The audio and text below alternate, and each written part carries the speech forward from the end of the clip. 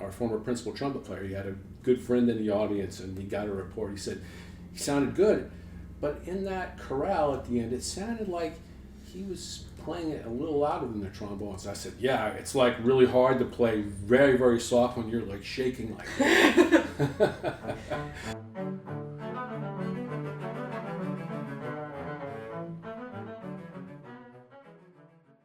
Hi everyone, welcome to OSA Backstage. I'm Dani Meyer, and on this episode we talk to Principal Tuba Craig Fuller about his 46 years with the Omaha Symphony.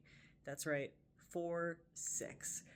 Craig's career has been absolutely phenomenal. We talked to him about all the things, including Frankentubas, Darlene Love, and why he likes Elgar and Tubby the Tuba so much. Spoiler alert, you will too. Thanks for being here. Enjoy the episode. Okay, Craig. Okay. We start the same way with everybody. Okay. Introduce yourself, please. Hi, I'm Craig Fuller. I'm the principal tuba player in the Omaha Symphony, and I started in the Symphony in 1978. Okay, so let's do some math. That's 22 plus 24, so 46 years? 46 years, right. Oh my god, congratulations. Well, thank you. How's that feel? It's been fun. I mean, I've enjoyed it. I've enjoyed playing a lot of the great masterworks of symphonic repertoire and the opera repertoire. Mm-hmm. So it's been good. We've been trying to ask everybody this question. We've had mixed results. Do you remember your first orchestra concert? I do. We played Symphony Fantastique. I don't remember, in that first season, I do remember John Browning being a soloist, and the new piano that is now the orchestra's piano was used for the first time. So that was your first Omaha Symphony concert? Yes. Okay, what about your first ever? We've had Tiny Tots going on field trips. We've had high school. They were playing flute and went to a flute concert. Buffalo Philharmonic, James Galway. Well, I somehow organized when I was in high school for the Columbus Symphony to come and play at my high school. And I organized for the brass quintet to come and also the full orchestra to play. And I don't know. Columbus Symphony, Ohio? Yes. So in high school, you brought them to you. Yeah, I was. That's awesome. I was involved in student council, student government, and got that organized to get the brass quintet there to play for the high school, and then later the whole orchestra came. They had community concerts, and I got the administration to get that going. So nothing has changed? I suppose not. You're exactly the same person. Okay, so obviously you were already playing tuba at that point. Were playing brass? I was playing tuba by then. I started playing the trumpet when I was in 5th grade, and then I switched to the tuba because my band director said, you really can't play the high notes, but you're good at the low notes. And then if you switch to the tuba, you'll be first chair because I'll be the only chair. Yep. Yep. It seems like nothing in between. You're just going to go right down. Right then. Was he right? Yes. Yeah. It did help. I wasn't able to play the high notes on the trumpet, just something about the way my lips worked, and then I just gravitated to the tuba, and they pulled me to the high school band when I was in 7th grade, I think. So. Okay, yeah. So you were doing something right from the get-go. I think.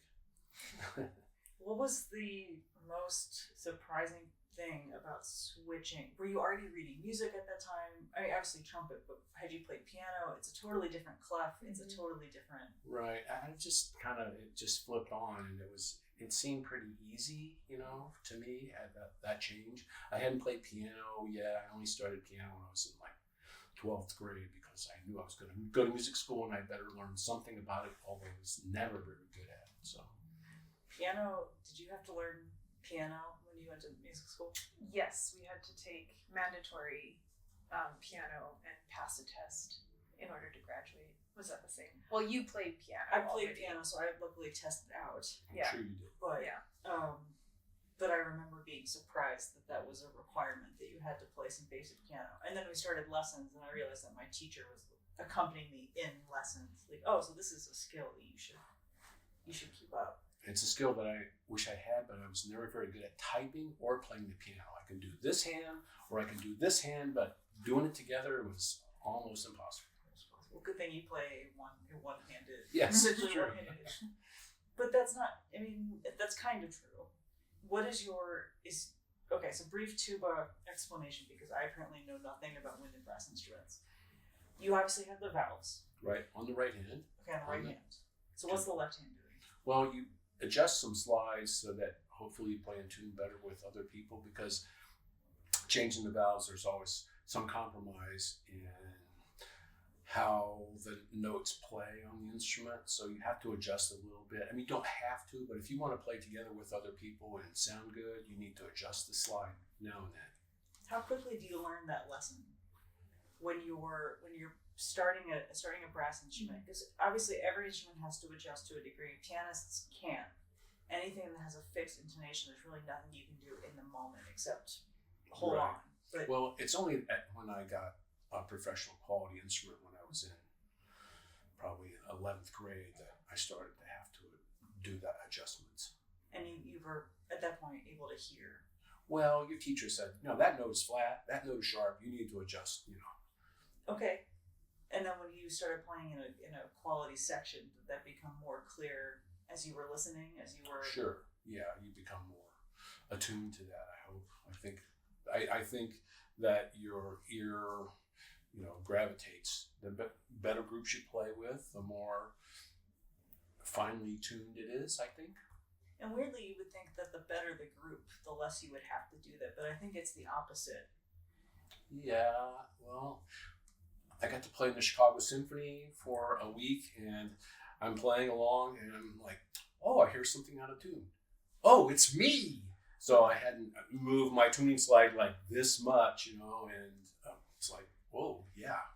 So that horizon of pitch gets more refined the more you go up the pay scale. What was that like? What was the concert? What was the repertoire? Do you remember? We did a piece by, it was a brand new piece by Burt Whistle, English composer who just recently passed away. It had 2 tubas. And so I had known Gene Picorni for a pretty long time. We were kind of buds. He's been to Omaha because his family is from here. And although he never lived here, but his cousins live here. Mm-hmm. So he asked me to play. I'm like, yeah, I should probably do that. My friends in the Symphony are like, you have to do that.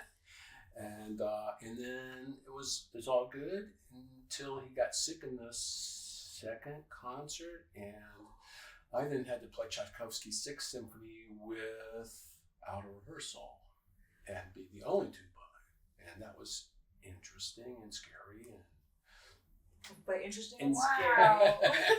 scary. Do you think you can give yourself a realistic score for how you did? No, I don't. I was like so in the moment. It was so, and. But you had played. Sorry? You had played. I had played Tchaikovsky Symphony number 6 many times, but then, it was with Barenboim, and he's not the most clear conductor, so it was a challenge. I'd been to the rehearsals some, and so I saw the challenges were. And that is interesting. To come in when someone is sick and you're subbing in the last moment, you have absolutely no preparation except the fact that you were observing rehearsals. There is kind of a focus that comes from that. There is. I think sometimes the first time you do that is easier than if you had to do repeat performances after, because then you get in your head about what went well and what didn't. Right. Well, one of our former principal trumpet player, he had a good friend in the audience, and he got a report. He said he sounded good. But in that chorale at the end, it sounded like he was playing it a little louder than the trombones. I said, yeah, it's like really hard to play very, very soft when you're like shaking like that. So, and those guys play really soft. I mean, they were really challenging themselves to play it softer and softer. So. Oh, so you just got to go along for the ride on that. I did, Yeah. How easy is it for you to tell how loud you are compared to the rest of the brass section? Because we were talking to Lisa Meyerhofer about the piccolo, and it's almost impossible for her to gauge just because piccolo is so naturally loud. Yeah, It's difficult. I mean, I listen to recordings, and like when the hall opened, my friend Gene Picardi from the Chicago Symphony was here in the hall and he wanted to play my horns in the hall, and I wanted to hear him play my horns in the hall so I'd get an idea of what it sounded like. Not that we sound the same, but we play similar instruments and similar equipment. So that's all in part of the learning process, and listening to recordings that the orchestra makes, I think, is important as well. So it's almost like it becomes a muscle memory exercise. It's like you know how much you're pushing in certain capacities, and then you can extrapolate from there. I think so. I mean, I think you build kind of a memory of what you sound like out front. I mean, it's really important to have a concept of what it sounds like out front as well as what it sounds like where you are. And because that's usually different. It certainly is different on our stage, that what you hear on stage is not exactly what the audience hears. It's, once you get out your sound out in the hall, it's kind of very resonant out in the hall, which is good. It beats the alternative, which was, when we played in the Orpheum, it wasn't resonant at all. And you had to push the whole time to get the fortes to be forte. You don't really have to do that in this hall. How much of an adjustment, how long did it take for you to make that adjustment? Because we've been in this hall for nearly 20 years. Yes. And this is your 46th season with the Symphony. So you had 26 seasons before that. Right. Yeah. Well, I didn't change equipment. I thought about it at some point. I mean, because there was my tuba maker is the Hirschspringer family, and they have a medium-sized tuba that I tried in the Orpheum, and it didn't do anything. And that's when I got the largest instrument they play. But if I considered going back to that medium-sized instrument some of the time, at least. I have 3 tubas that I play regularly in the Symphony. Okay. An F tuba, which is higher pitched, kind of between tuba and baritone, and I play that mostly for solos or for Berlioz. And then I have a medium-sized tuba that is a German instrument, and I play that in like brass quintet and some pops concerts. And then I have the big tuba, which is the most common instrument you hear and see in American symphony orchestras. Okay, so that's mostly your masterworks.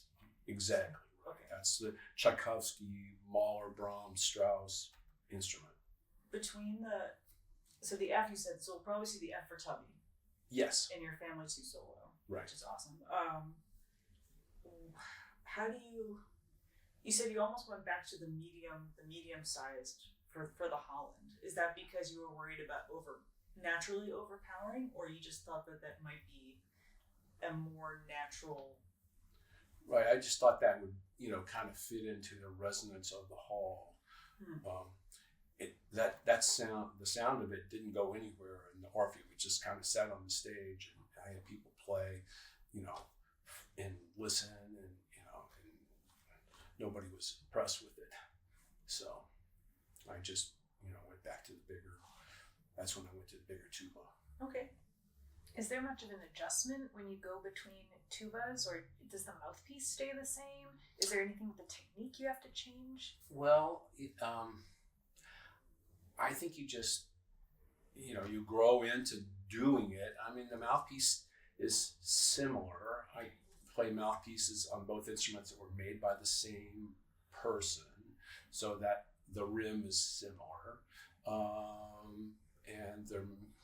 But my big tuba and the small tuba are both Hirschspringer instruments, and they both have some of the same playing tendencies. Tendencies and kind of sound concept in a way.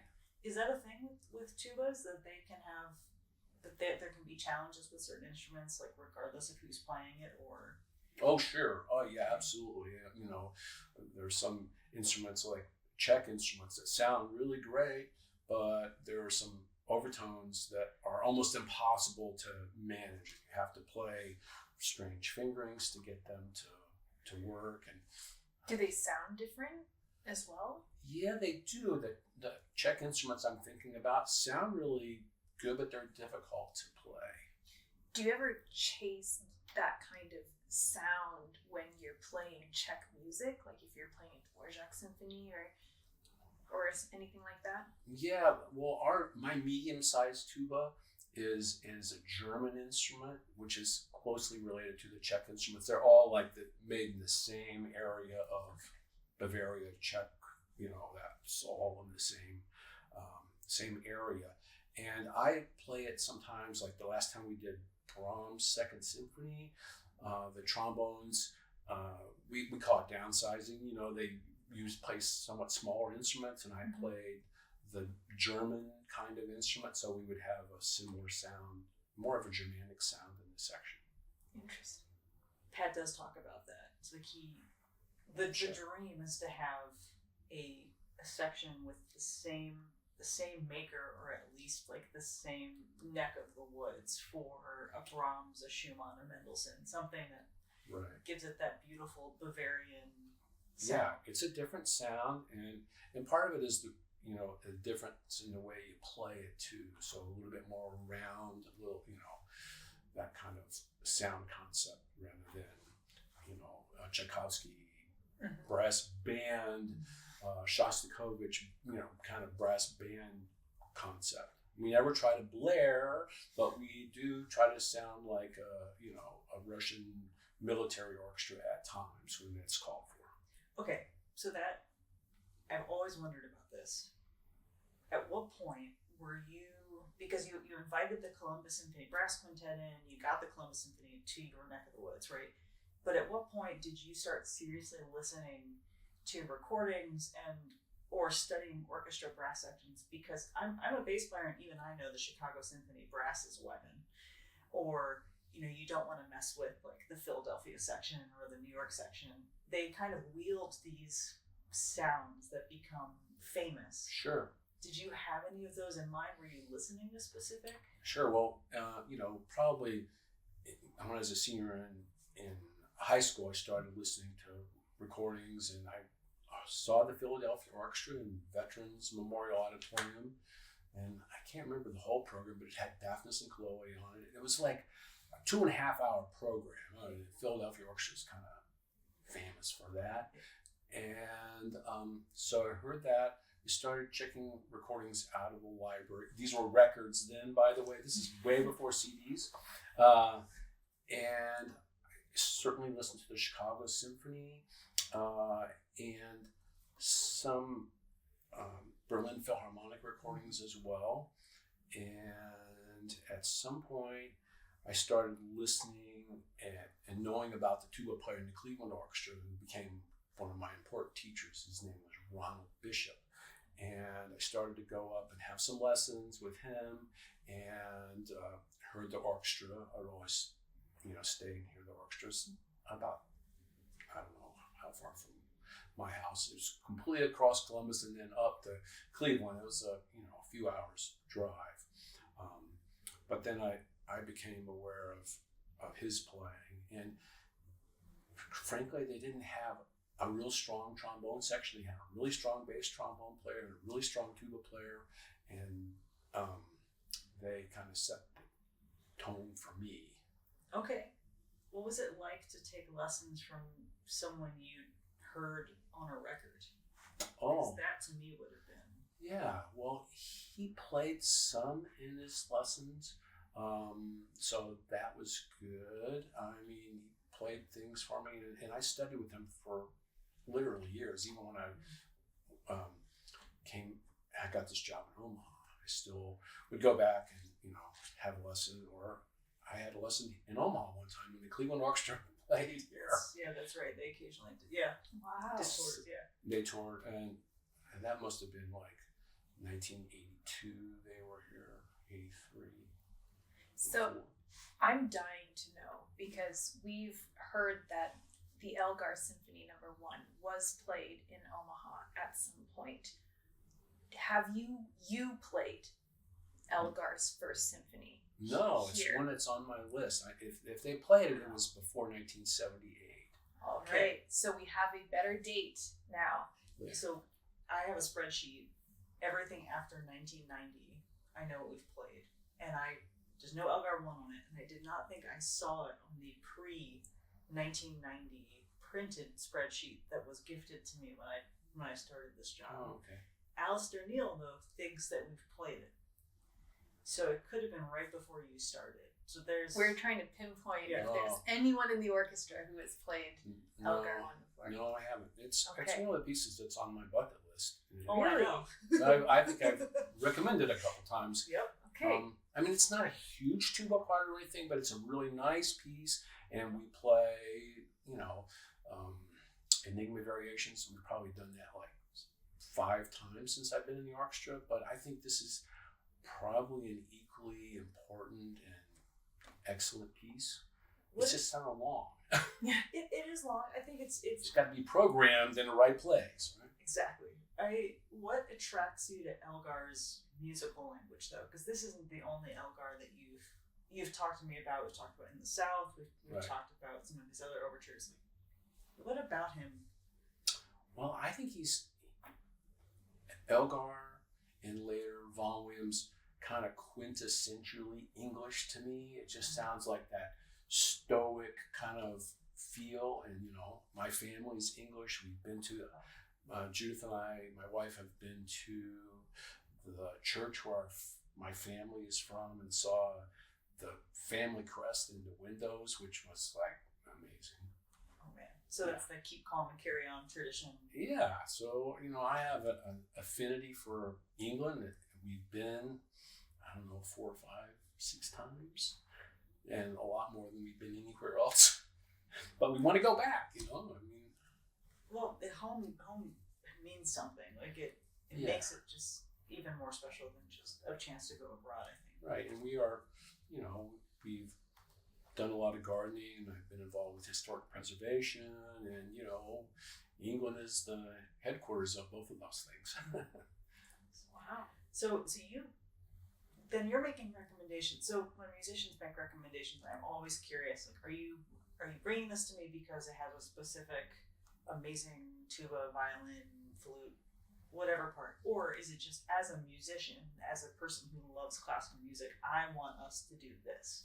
And it seems like you're in the latter camp. I'm sure the tuba part's great, but It's nice, sure, but there are no solos or anything like that. It's just an English piece that's so quintessentially English, and Elgar was such an important composer, I feel, and it's very melodic, songful, but yet uses some challenging harmonic language. It's not like straight ahead, so I like it.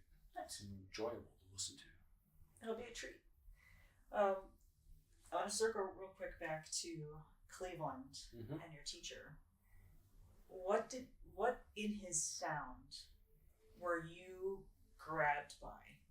Because you have I always enjoy listening to you play as part of the section, especially because it's a very thoughtful but like mellow, round, warm approach to the tuba. Oh, thank you. What did you hear from Cleveland? Well,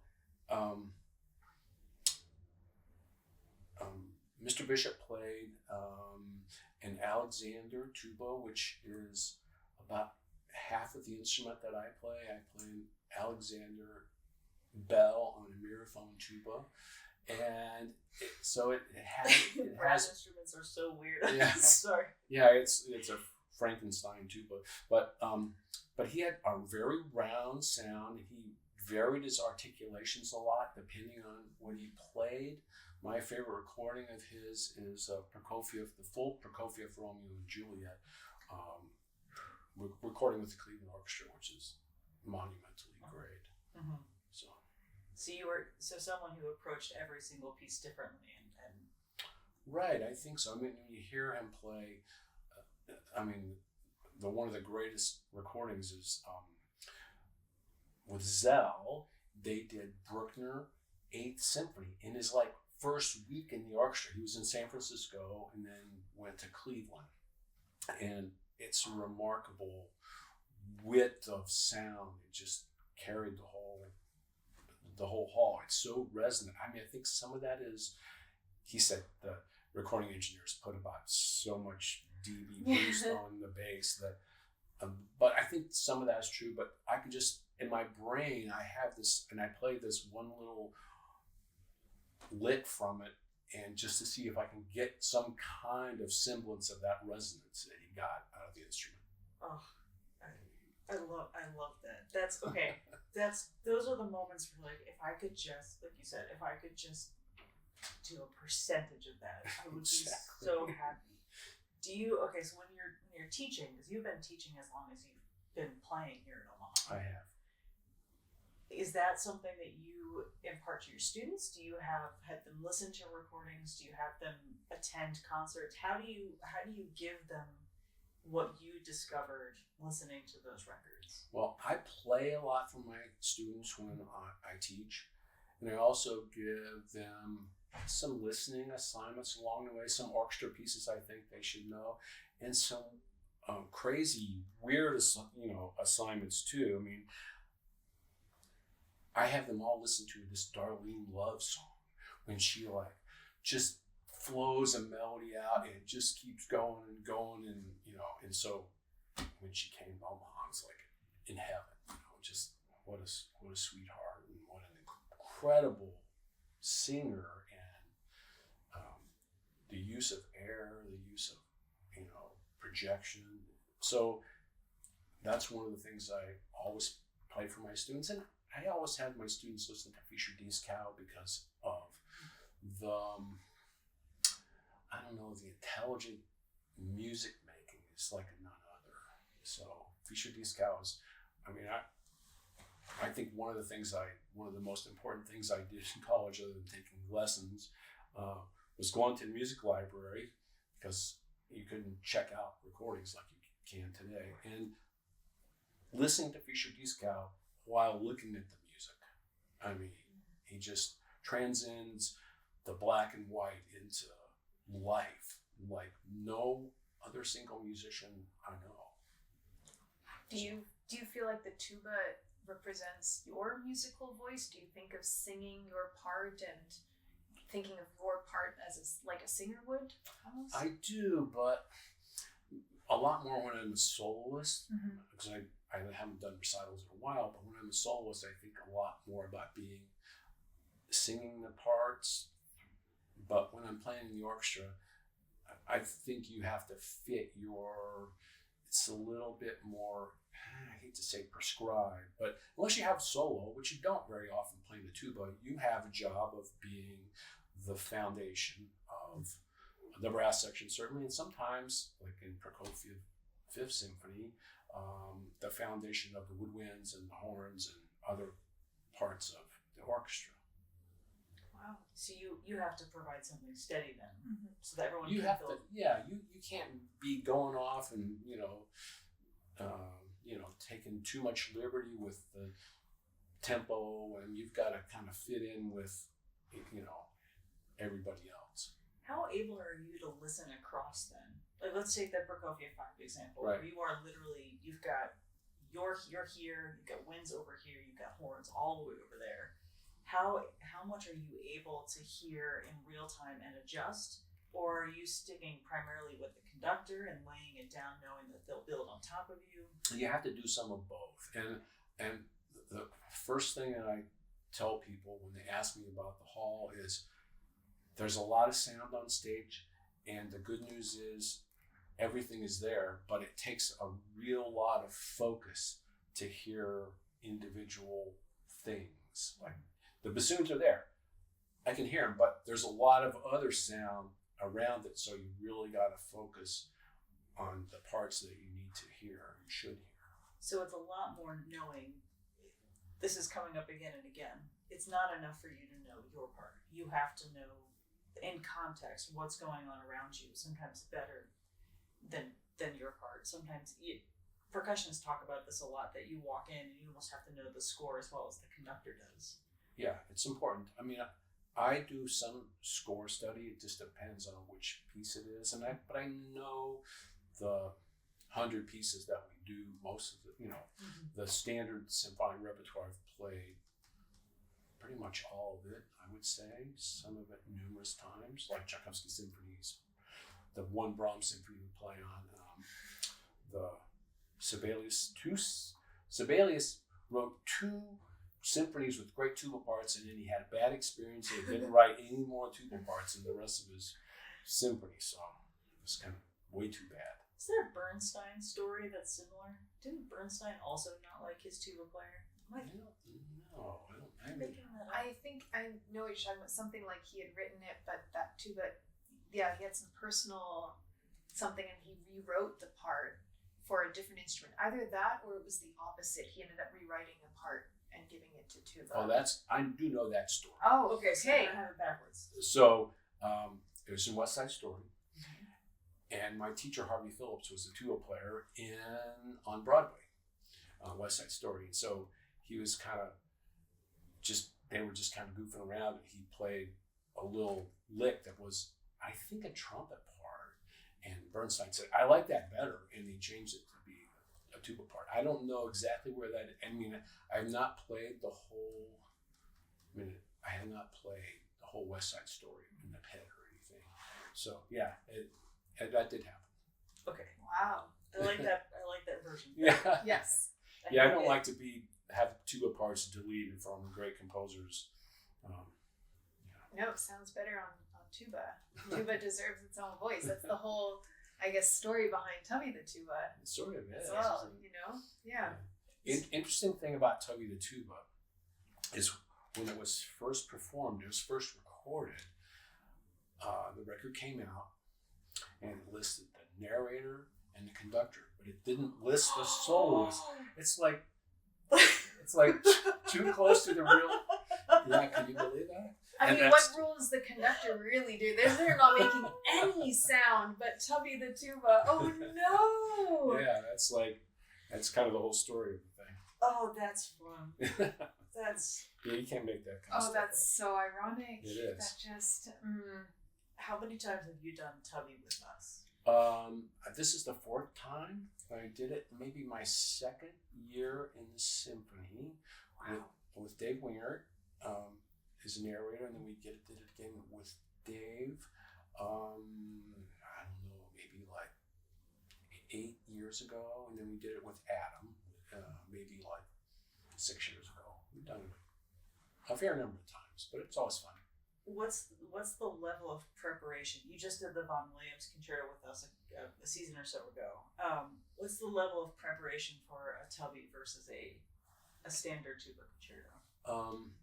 Well, Tubby the Tuba is kind of high for the melody goes up to an F, which is about the highest, close to the highest note in the volumes. So it's a little on the high side, and it's kind of all over the instrument. It has some low stuff when Tubby talks about playing his low notes. He has some low, like, bass line stuff as well. So it's mostly getting your high range on the F tuba cranked up, and Was that the same tuba then that you used for the Vaughan Williams as well? It is. Okay. So solo tuba. Or I use the same tuba playing like Berlioz, because Berlioz had a different idea of what the tuba would sound like in Wagner, like Prelude to the Third Act, which we are playing on a different concert. That would involve F tuba. In Germany, that's called bass tuba, and when you play the big tuba, that's called contrabass tuba, and it says that on the parts. It's weird, even some Bruckner symphonies, like 7 and 8, 2 of the movements are for bass tuba and 2 of the movements are for contrabass tuba. Would you just combine them both into one instrument? Can you combine them both? Probably. I would probably play them. Most people play them on the big tuba. Have you ever played the whole symphony on 2 different tubas, using 2 different tubas? Sure, like Rite of Spring. Yeah, we use pretty much everybody uses 2 different tubas for the Rite of Spring, because there are some very high parts and there's some very low parts, so you pretty much have to. I think about other things. There's some John Williams that has Jaws has a big, and also the Jabba the Hutt solo. That's right. Those are some of my favorite solos actually in the entire movie, right? Because the Jabba the Hutt one is so, and even the Jaws, it's so dexterous, and just requires this like leaping around. I don't know what it looks like to execute, but to hear it, it's like you're imagining a string instrument is like going back and forth. Yeah. It does get around. You think of the half step theme and Jaws, and we do have that, but it's the solo that you have with the French horn that is the way more difficult part of the piece. Why do you think you put that in tuba? Do you think it's because there's that kind of like foghorn underwater quality to a tuba sound, especially when you combine it with the French horn? Yeah, I don't know, but he did some of that in his concerto. He wrote a concerto for the tuba just after what was Chester Schmitt's, the tuba player in the Boston Symphony, when John Williams was the conductor of the Boston Pops, and said, "Gee, you've wrote a part of the tuba concerto here. Why don't you continue and make it like a lot longer?" And so he did, and it has some of those same. The second movement of that concerto has some of the same kind of French horn, tuba parts that you play all together. So, how, when you're introducing, when you have a student who you can see is doing well, at what point do you unleash a John Williams concerto or a solo like this on them? Well, I've had some graduate students that have played the John Williams concerto was very difficult. I mean, I said that when I played it with on Masterworks set in 1984, maybe 86, at the Orpheum, I said it took me a lot longer to learn it than it took him to write it. I'm sure. Well, I was just learning how to play the F tuba, and I learned how to play the F tuba on that concerto, which was kind of a double whammy. Okay. Because it's a difficult concerto. But I've had graduate students that have played the John Williams. I think the tuba player in the Lincoln Symphony, Golden Lund, just played it like 3 years ago, and I had introduced him to it when he was a graduate student. So it's a difficult one. I've had some students, win the concerto competition in Lincoln on the Vaughan Williams and the Gregson concerto, which was also a fine concerto, mostly a band concerto. And I've had a number of euphonium players who have won the concerto competition in Lincoln. How often do you play euphonium? I don't play it much. I mean, I've taught it for some number of years. I know the repertoire, and I can play along with my freshmen and sophomores. But usually, people get better at it, in their junior and senior year than I could demonstrate. And I have a lot of really great euphonium recordings, which I share with my students. Because that's in the Planets that's coming up. Right.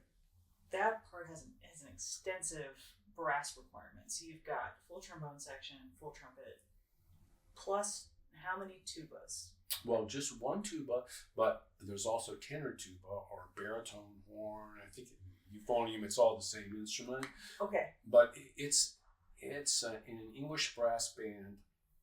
There are 2 euphoniums and 2 English baritones, which are like a trombone with valves. It doesn't have. It's a kind of a narrow instrument. It has a small bell. Okay. Because I grew up playing in wind ensembles because Delaware didn't have a ton of orchestras. So I had friends who played euphonium. Right. But they seem to use the terms baritone and euphonium pretty interchangeably. Yeah, interchangeably. Yeah, I think that's pretty common. But an English baritone is a much smaller instrument, sort of like the bridge between French horn or alto horn and baritones, kind of like that tonal range in between. It uses a smaller mouthpiece than euphonium and plays a little higher. Okay, so it's even between above trombone in points. Yes. Okay. Yes. Okay, so who's playing? Is Pat playing euphonium / baritone? We don't know yet for sure. Okay, but it's planets. Yeah. That part is a lot. It's a lot of fun. The whole planets for the brass section is a lot of fun. It's a great piece. A lot of fun to play. It does have and so the Holst obviously is another British composer, and there's Right. that brass band tradition over in England. Mhm. Do you think are all tuba players like you in the sense that they want to foster a tuba choir, euphonium choir? Because that's one of your legacies here in Omaha too. Is you have a tuba choir and a euphonium choir. You've made it a tradition to do tuba Christmas. Right. My teacher Harvey Phillips started that.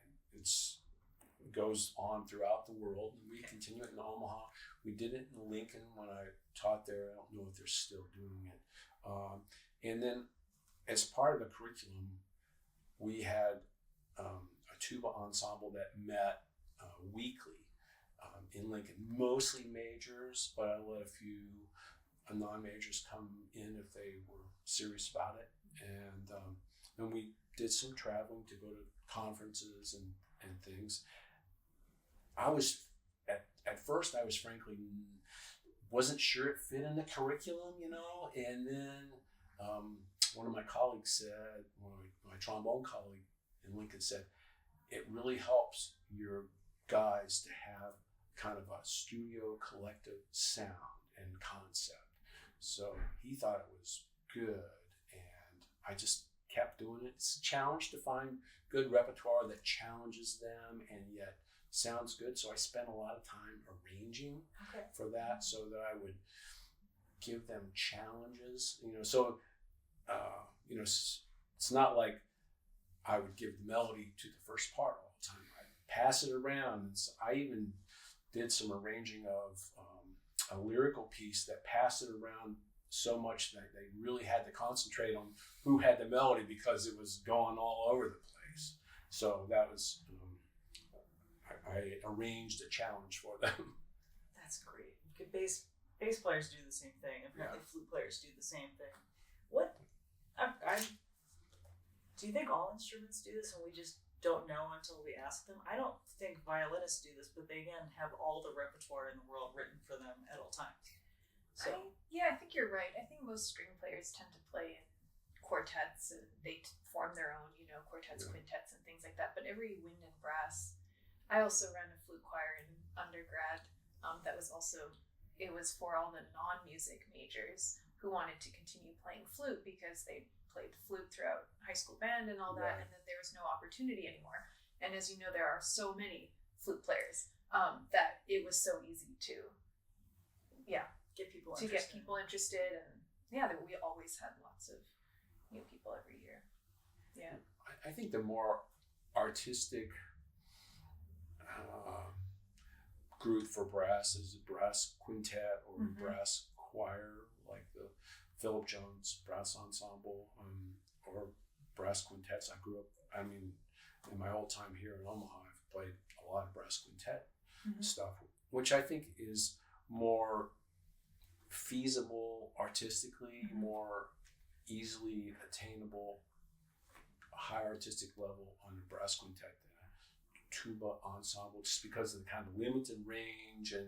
But I think it can still sound good, and it's a challenge to make it sound good, it's a good thing, because you have to play differently in a tuba ensemble than you play in a brass choir or an orchestra or band. And I don't think that's bad. I think that you learn how to play your instrument better when you have to change the way you play a bit to fit into the ensemble. Is there kind of like typical style that you tended to arrange for tuba choir? Because I'm just thinking for flute choir, we did so much French music, Ravel and Debussy, a lot of that French, or even the stuff that they wrote for piano, we would then have arranged for flute choir. Is there anything? We did some of that. We've done some of those kinds of things. I arranged some marches that worked well. I also arranged kind of a monumental organ piece that was written by a composer who taught in Lincoln, and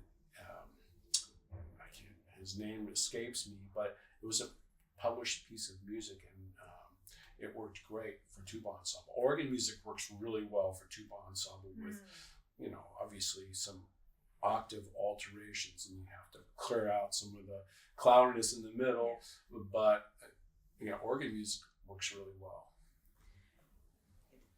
Are there, for playing in a section, does your experience with tuba choirs, with brass choirs, brass quintets, does that translate over when you get to play with the same musicians in a section? If you have your Brahms choir moments, if you have your Bruckner moments, do you feel that more easily? I think so. Well, I think any way you can, stretch yourself musically and develop more range of musical interpretation, I think the better, you are as a section player and a colleague, have big ears and listen to what other people are doing and be able to do it. I mean, that's part of it. Part of it is having the concept, and part of it is having the facility to do it. It's a combination of both. Do you ever get to, you've talked so much about being the foundation, do you ever get to drive as the tuba player? Do you ever get to take hold of a situation and say, I am the captain now? Probably Revueltas is the composer who would let you do that. Well, he's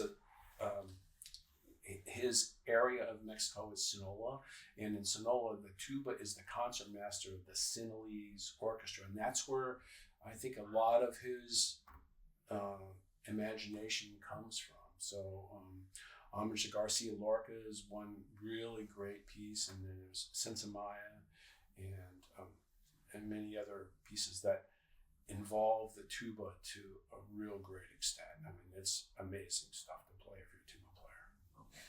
I had no idea. The tuba is actually the concertmaster. Yeah, it's true. Yeah. That's and great. if you listen to some of the, there's a mariachi group called Mariachi Con Tuba was one of them, and tuba players in there are pretty amazing. The stuff they play a lot of melody in unison, not in unison, in octaves with the first trumpet. I mean, you're really active in those groups, and they get all over the instrument. I mean, they're pretty amazing. Well, there's obviously something to be said for if this is how you grew up and this is how you heard this instrument played, then of course you were going to play like that. Like the recordings of Cleveland you were listening to, it's like, well, of course this is possible, therefore I will aspire to this. Right. Craig, I want to be respectful of all of our time. Do you have a favorite Omaha Symphony concert from the last 46 years? Oh boy, that's hard. Well, I'm always, I'm a Bruckner, Mahler, Strauss person, and I think playing Mahler's Second Symphony is probably in the top of my. We've done it a couple times, maybe 3 times, but probably outside this symphony in the opera realm, I think playing Porgy and Bess with John DeMaine twice was at the top of my list. John DeMaine has a Grammy for Porgy and Bess. He has a great affinity for that piece, and we had a great cast, especially the first time we did it. This was like 1988 or something. Sorry, the lights tend to go off unless you move. There we go. So playing Porgy and Bess, that was pretty special. And we did it twice in like subsequent years. Maybe we skipped a year, and it was magical. Truly, one of the great pieces of operatic repertoire. I love that. Last question. Mm-hmm. If you were given 30 minutes, no consequences, could try any instrument on stage, not get into trouble, where are you going? I'd love the cello, but it doesn't make enough noise for me. Probably the oboe. I mean, the idea though of holding your breath and not putting hardly any air through. It's like totally the opposite of playing the tuba. It kind of intrigues me, I guess, a little bit. And it's played beautifully in an orchestra every day. So that's, I enjoy listening to the oboe, and I have tried to play it, and it does not go well. I don't think it goes well for most people. Our oboe section, Sandy Rock, Heather Baxter, Christine Salas, they tend to be the exception to the. Yeah, I love English orchestras, but that's one of the areas in English orchestras that I tend to like blank out, or the oboe playing, because it's not really very, I don't know, it's just not very good to me. How many people can we upset at the very end of this episode?